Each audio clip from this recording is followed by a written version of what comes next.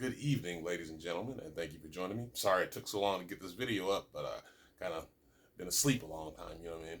I was asleep a long time today. Thought I was going to wake up earlier, and I didn't. I've kind of been nursing back this injury, this little minor hip, leg injury. I'm good now, but, you know. So, tonight on Raven Wing Academy, what I want to talk to you guys about is HeKa, or the force, because that's what that actually means, pertaining to the divine force, as in he, as in the spirit or breath, and ka, as in the spirit's body, the double, the spiritual energy that is essentially you, but not your physical form, right? And the reason this is important is because a lot of current day popular media, a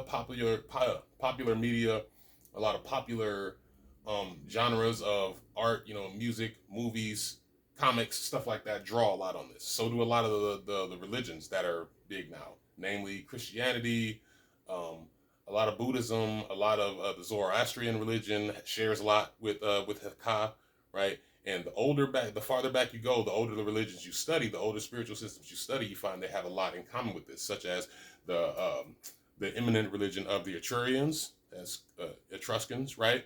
Etrurians are what they were called before they themselves were taken over by the Latin Rome, right? And the Hellenes, who came to be called the Greeks, right? The Sumerians, of the Arab Peninsula, the Persians, they learned a lot from this too. All of this branched out across that southwestern, northwestern area of Africa, and it spread through that direction, going up northeastern, southeastern to northeastern area of Africa, and it spread up east, going along the coastline. So it went around the Levant area up into Saudi Arabia, on into Samaria, Persia, all of that. And then it spread farther up into India, and then eventually into China.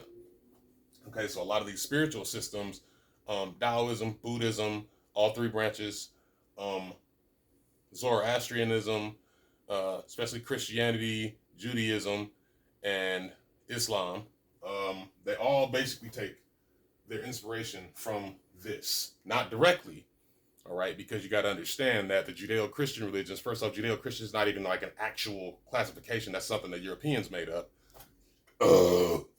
But I digress. Those being later in, I guess you could call it the world canon, right? Them coming about later doesn't really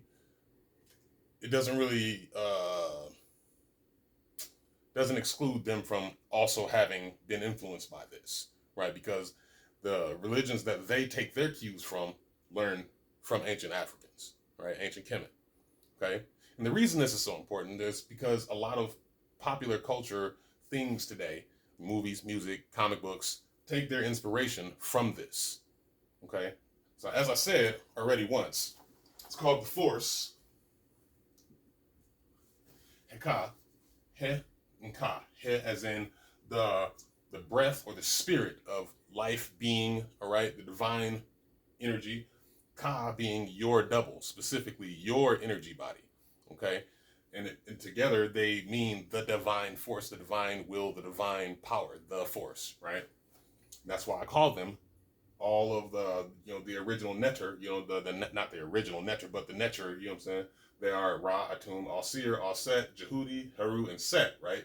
They're the original Skywalkers, all right? What do we mean by the original Skywalkers? Well, you got to understand that whenever you've seen one of them depicted, they have an emblem over their head that indicates what aspect of day or night or what element that they are associated with. And all of them are sky associations. You have Ra with the sun, Atum with the sun, Alseer with the sun, Alset with the moon, Jehudi with the moon, Heru with the moon, or Heru with the sun, and Set with the moon. Okay, so these are the Skywalkers, as in Heru and Set battling, right? The sun and the moon battling, not battling actually, but they're they're kind of opposite each other. They work in tandem, right? You can't have dark without light and light without dark. And they explained this by saying that Heru and Set were battling for dominance of the sky, such as that Set wins when it becomes night, and Heru has to sleep and regain his strength, and he comes back in the morning and he conquers Seth, and now it's light again, right? This is one of the reasons that Heru, which is also itself a derivative of the word Ra, right? This word R-W, Ru, that also means of Ra, okay? So that's why when you see Heru, Horus, to some of y'all, when you see him depicted, he'll have that sun disk over his head. The same with Aset, she'll have a sun disk sometimes, but she also has a moon, crescent moon symbol that's associated with her. That's why the Kopesh, the Kemetic sword that's kind of shaped like a question mark, it's supposed to be emblematic of the horns, right? That go around where's my marker at? That go around the sun disk, right? So this is the sun disk, like that. That's what the Kopesh is supposed to be referencing, these right here, right? That specific shape, that is the Ka. This is roughly the He symbol. It looks like what they said it was a twisted flax. Y'all probably don't know what flax is, so I'll say like a twisted rope, right? You take a rope, hold it out like that, and then you just put the two ends up and you twist it up the middle. That's what that is, okay? And it's indicative of the spiral energy, you know, the spiral essence of things. Like, you know, a lot of things in nature take that spiral symbol, and it has to do with the ease of propagation, right? Things are just easier to propagate when you utilize a formula that corresponds to that specific spiral shape. There are a lot of other shapes in nature that also help things exist, be, and grow. Okay, this is just one of the main ones, right? So they're the original Skywalkers, right? So what are Jedi? Right? A Jedi was a person who followed the principles of Jehuti, right? D in ancient Kemet means the hand, or doing, or allowing, right? Or holding, sometimes depending on how it's used, right? It has to do with you being able to hold or manipulate a thing with your hands, right? So this word Jedi literally means those who hold the knowledge or light of Jehuti, right? The mind, right? Those who wield the power of the mind, right? The Sabah Sekem Djed, right? That is what you would call a lightsaber. That is what they looked like, would be the Djed column, okay? You've seen the one Djed column. I think I might actually have one around here somewhere.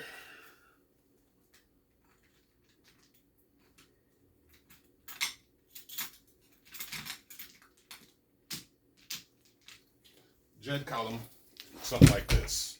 Oh, there those go. Djed column looks something like that. Okay, see that good? Okay, that's the one you would see Osiris wearing a lot, or holding, when he would be posed like this. It would be combined with his wasp scepter. Okay.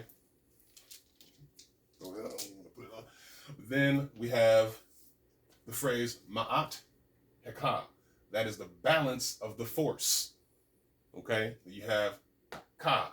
That is a force ghost, like I explained up here. It's essentially the spirit version of yourself. It's the non-physical version of yourself, right? Then you have over here Set and Akhenaten.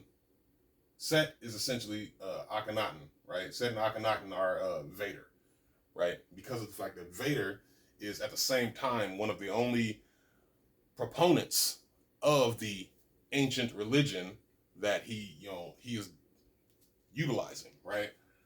But in the same way, he is basically trying to put himself at the head of it. That's what Akhenaten did, right? And that is a dark influence, which makes him Set, okay? Now, Luke would be Heru specifically for that same reason. He is the son of one of the other Skywalker. We can get to that in a second. He's her son, right? He's Aset's son. Listen to that. He's her son. Not just her son, but also her son. He is a light of her and Ra. Okay? And that is what Luke represents. Even if you remember when they first encountered them on the planet that they find Luke on, when he's looking off into the distance, what do you see? There's two suns, a red one and a gold one. That's Heru and Aset, right? So you have Osir, That would be Uncle Owen, Aunt Beru, and Yoda. And there are three characters specifically because they all basically perform the same function. They die like Alseer died, and Alseer was killed by Set. They were killed by Vader. I don't remember if it was directly or if he had somebody go to the planet and do it, but that's what happened, right? Now, Yoda being green, as they always depicted Osiris, as being green, and the fact that he is always holding his staff, the fact that he is the one who takes Luke under his wing and teaches him, okay? He teaches him how to battle the darkness, but also being able to hold his own darkness at bay so that he can utilize it effectively, right? Let's see. When Yoda first gets Luke, right, and he agrees, to train him up and everything, he takes him into the Ankh-To tree, okay? And in ancient Kemet, that translates into Ankhtua, it's Ankh-Tua, right? And that is the duality of life, okay? And upon realizing and understanding the duality of life, the ego death occurs. And then there's a rebirth of self, which is exactly what they depict when he walks into the tree and Yoda tells him, you don't take anything in there with you. And the only thing that's going to be in there is what you take in there with you. But he didn't actually let him take a lightsaber or no gear or nothing like that, okay? Second thing about that tree that I just remembered too, prior to me starting to record, is that tree is primarily where they keep all the records of everything the Jedi actually know, all of the things that they've written down, all their knowledge, right?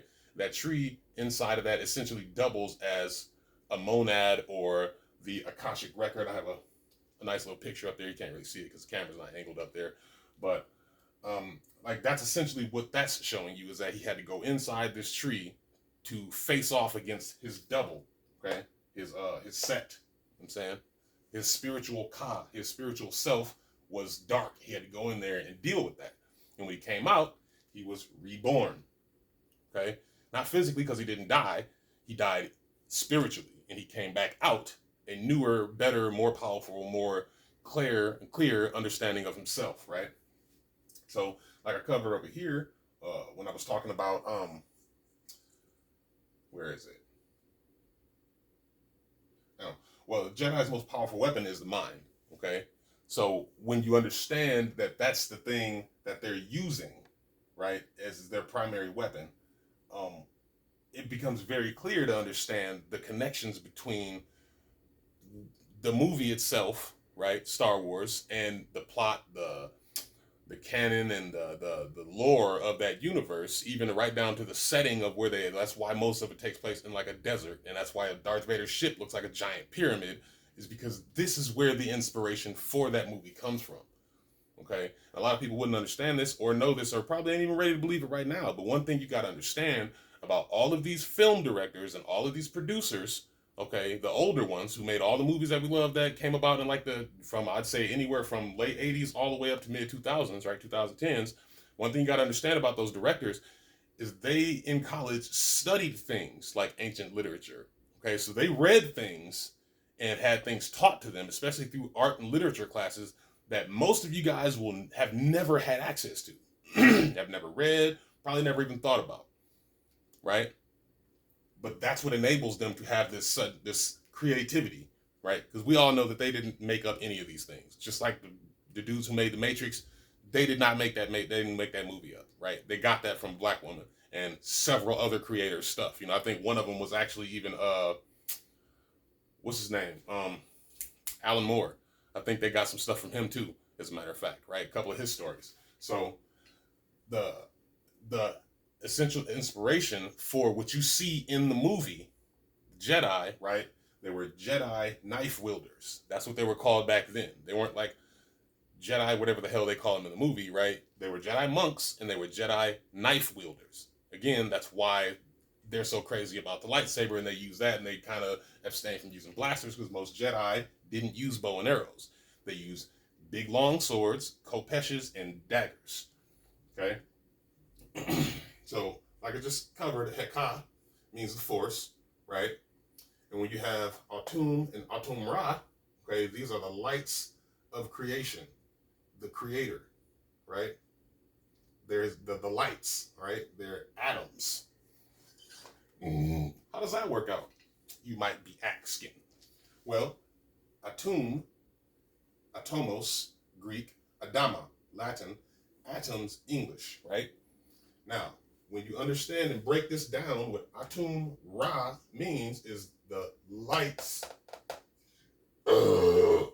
that creates. Because atum, especially when it's written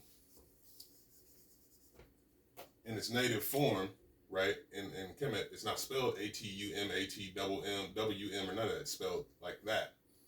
Okay, these two letters, TM, Tama, right? That is indicative of everything in creation, the totality of everything that physically exists. Okay, this, whenever you see is always a reference to Amun or Amun or Amen. I just say Amen, right? Christians say Amen. They didn't even create that. Okay, they don't even know why they say that. They think it means so mote it be. It doesn't. It just doesn't. That's not what it means. Okay, but Atum being essentially, this word essentially means the totality of creation from the unseen creator, right? That's what Amen is. So this word literally means the creation, the lights of the creation from Amen. That's what Atum Ra means. Okay? It's referencing the fact that Atum makes up everything. Okay? This is one of the places that other religions that came afterward get the idea of omnipresence. Okay? So yes, technically Atum is omnipresent, but only because he's not the way they're thinking of what omnipresence is. Humans have a tendency to think of omnipresence as something like a human being body being everywhere at once. That's not what it means. It's infinitely more powerful than that. You got to understand, right? Because again, where are atoms? Where are atoms at? Can you point to me one place where there are not atoms? No, you can't. Not even in space. They're there. They're just very spread out, but they're there, right? And that reminds me of an old joke. It's one of my favorite science jokes, and it's such a dad-ass joke, right? But it's like, why can't you trust Adam? Because he makes up everything. You see what I mean? Like it's not really hidden. You just have to understand how to look for it, understand what to look for, and be willing to actually read and learn. Okay, so when it's the lights of Atum, right? Think of this as the lights of Adam. What it's saying, okay, is it's talking about quarks, which are the smaller aspects of protons, neutrons, and electrons, which are themselves lights of Atum, right? Lights of creation. But quarks, protons, electrons, gluons, muons. Gluons are what hold the different charges together, right, inside of a particular particle, right? And inside there, they're kind of just like bouncing around, but the gluons are like little energetic bands that kind of hold all of these subatomic particles together. Okay, then you have muons, which are themselves smaller particles that actually make up things like electrons, protons, neutrons, right? And down here we have fermions, tachyons, right? These are also other, I guess you could say, exotic particles, exotic subatomic particles that people don't often think about too much. But that whole entire story of Star Wars, well, the original one, not that nonsense that Kathleen Kennedy jacked up, not any of the Disney stuff. We're talking about strictly the original thing with only 4 lightsaber colors. That's what we're talking about, right? Because that in and of itself is indicating the same story, okay, that the discipline of HeKa was recorded, right? And that tree holding all of its recordings being hit by lightning to burn it down, what does that remind you of? What other place had a whole bunch of articles, of recordings and books and you know what I'm saying, and history and records of the people of ancient Kemet? The Library of Alexandria. And that's not even the only library. There were a few other libraries that also existed. They just didn't have an extensive collection as Alexandria did, right? And those had long been burned down and been in disrepair. And one of the reasons for that is because the people who originally built it were the Black Commissions, right? The Kemetu, they built that. Just like the Jedi were the ones who originally, stocked that tree with knowledge, right? So the tree being burned down is symbolic or indicative, I guess you could say, it'd be a better word, of the libraries falling, essentially, to disrepair, to sabotage, right, to theft, right? So understanding that the Jedi story, for all intents and purposes, is a real story. All right. We can now go deeper into the other elements of it that really, really drive this point home. Okay. Let's just erase some of this so I can draw you guys something. Okay. So when we're going back and talking about the lightsabers, everybody knows that the lightsabers, they come in 4 colors. There are more colors now, but those colors would have been also on the Djed columns. Okay. So they didn't just have the ones that look like the one I showed you, the one that looks like this.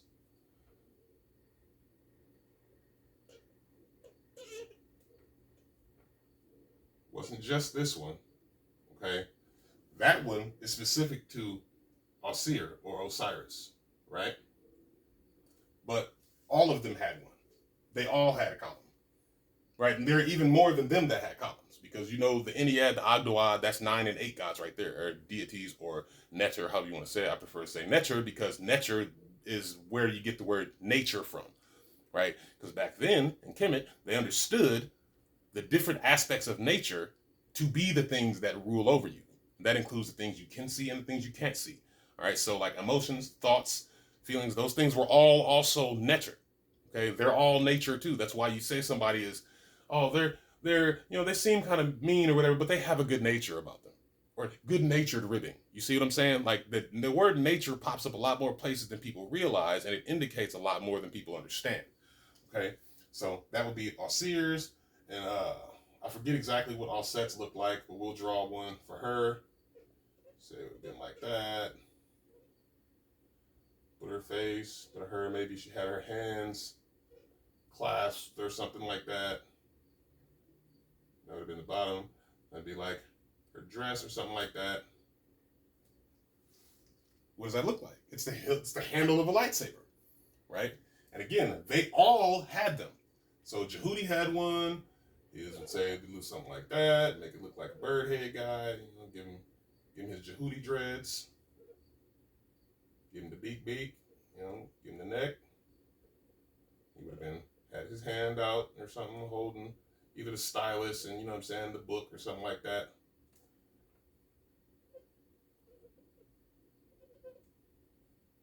It would have been him, and it would have been something like that across the top of his, because they all always had a cap or something on that indicated who they were, what their rank was. It would have been like a moon or something on there. It would have been like a sun or something on hers, right?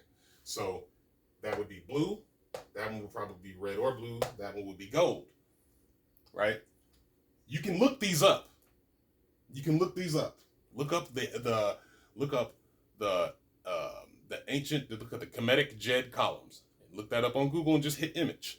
That's all you got to do, and they'll pop right up. It'll be a sheet, and it'll have like 30 of them on there, right? And then you look up the Star Wars, the lightsaber handles. Look that up, and then compare the pictures. You'll see it for yourself, right? So, how were these powered? Do you remember? By these things called Kyber crystals, right? But remember, ancient Kemet, they rarely ever used those. This would have been a Kabara, right? Crystal. And we know what the crystals are already. We know what the crystal is. Ka, Ra, Ya, Sa, Ta. Okay? Ka, Ra, Ya, Sa, Ta. Okay? So when you understand that this is the body, that's the Usas. right? Or the Euseus, right? Which then got turned into the Euseus. And that is where it became that. So you go Kemet, Greece, Rome, Latin Rome. Okay? So the Karayusata, the Christ, is inside the body. That's what this part of the lightsaber is called. That handle is called the body. Okay? The crystal is in the body, and once the crystal, okay, the ba, ra, all right, this is literally saying the crystallized or the solidified version of your light body, your ka, when that comes in complete harmony with your body here, what happens? Because originally in the movie, the crystals are white. They're plain, they're clear.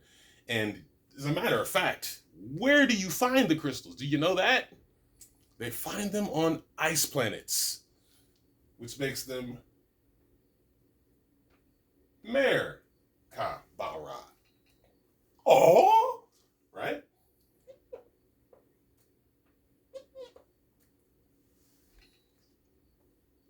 It's the crystal, right? Even the crystal itself has that pattern. If you turn it on its head or turn it on the side and look at it side on, that's what the crystal looks like. I think, I might have something that looks like this somewhere. I can't get to it now. But once this crystal, okay, once the Merkabah is inside the body, what happens? Then it can become influenced by, where's my orange one? Did I kill my orange one? Oh, no. Once that's inside the body,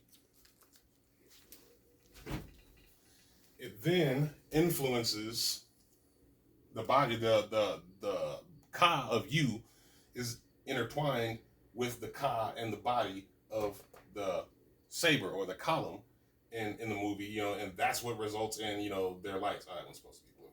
But that's what results in this. Okay? That's what that is.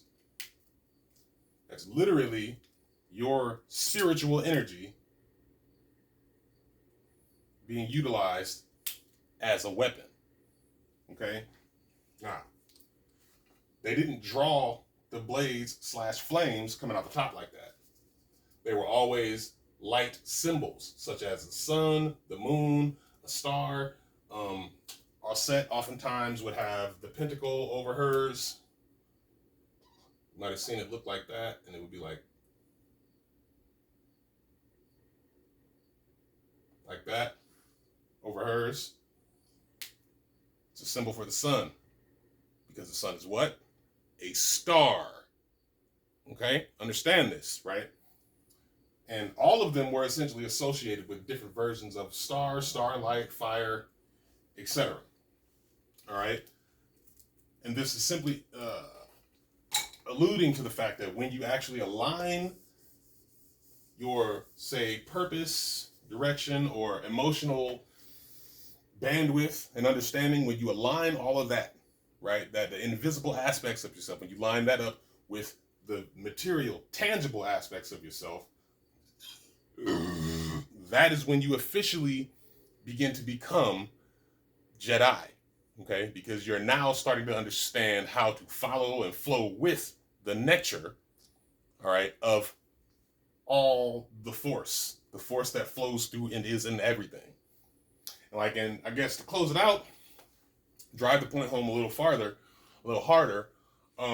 There's a passage in the Pertima Hore, right, or the Pertima Heru, the light of the book of coming forth by day, or by night, actually, also. There's a passage in there where HeKa talks, or actually might be in the coffin text. I think it's in the coffin text. But he talks about how he was before Atum was. He says, I am HeKa. I was here before Atum. I was here with Atum before he had form, when he was shapeless and floated in the void. Okay? I am Atum, who makes up everything. I am here before, I am here after. I am greater than all of your gods, because I have come before them, and thus I am HeKa. That's the whole passage, right?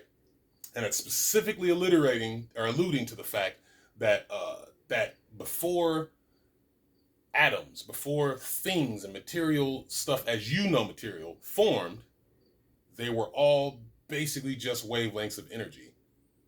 Okay, different wavelengths, but they were all wavelengths kind of mixed together like a soup, a salad, fruit cocktail, etc. Right? And upon upon HeKa activating upon itself, right, within the noon, right, Amun, the unseen creator, activates and forms Atum, who begins to swirl and swirl and swirl, and he actually wrestles with Apep, which is the snake. All right, you see it depicted as a snake, and what that's supposed to symbolize is the writhing of emotions, thoughts, right, movement of energy in and of itself. Okay, Atum represents constance, right, material, standing, physical uprightness. So these two things, the physical and the immaterial, do that, and that gives us this. Okay, the one thing that is important to understand is that these were not deities or gods in the way that Christendom understands what a god is. It wasn't something outside yourself. It was a thing you were understood to be inherently a part of, and it is inherently a part of you. You cannot separate yourself from HeKa. Not possible. You can separate yourself from Atum simply by becoming not physical. This is to say, to lose your vessel. Okay?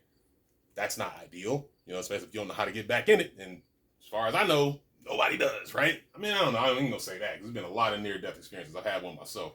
But I wouldn't say that was like I left my body. It's like I stepped out for a second, came back. You know what I'm saying? Went to get some smokes and came back, type of shit. That's what it felt like, right? But understanding all of that and really taking in what these ancient texts were trying to explain to you, well, them, I guess, because most people these days haven't read them. They've seen movies that are based on things that the directors and the producers and writers of these movies swear up and down was just, oh, I got the inspiration from this old Japanese movie I saw. That's bullshit, and you know it, George Lucas, right? So when you think about and understand all these things and the different players involved and what they could possibly represent, even right down to Queen Amidala, right? The queen who was herself kind of not really a queen, like she was the queen, but she was constantly having people like pretend to be her so she didn't get assassinated, right? So when I know I dipped into the what is it, the Phantom Menace trailer, I know, whatever, still important, just because of what Amidala stood for, right? She is Anakin's mother. She is Set's mother, right? Just as she is Heru's, I guess, grandmother, right? But without her dying, okay, without her death pushing Anakin into that, that dark place, you know what I'm saying? You don't get the dark side from him, right? That was the thing that pushed him, and he didn't even realize he did that, right, in the moment. Okay, but that's one of the most important aspects to understand about how all this links together, is all the different characters, especially the ones they focus on a lot. Those are the main ones that are kind of the point markers for how all this fits together. Well, how it's derived from the HeKa and the Kemetic legends and the Kemetic creation story, etc. Right? So, in short, in closing, that's a thing that I've kind of it's really been weighing on. I've really been thinking about it a lot, and whether or not I wanted to even bring it up and explain it to people. But, I'm glad I did. And, yeah. So, thank you guys for watching. If you made it all the way to the end, go ahead and if you feel like donating, you can donate to my Patreon, and feel free to leave a like and a comment down below and ask me questions, or, anything you want to say, talk about anything you're curious about, anything I brought up in the video. I'm glad to talk about it to you in the comments. But thanks for tuning in, and I will see you guys next time.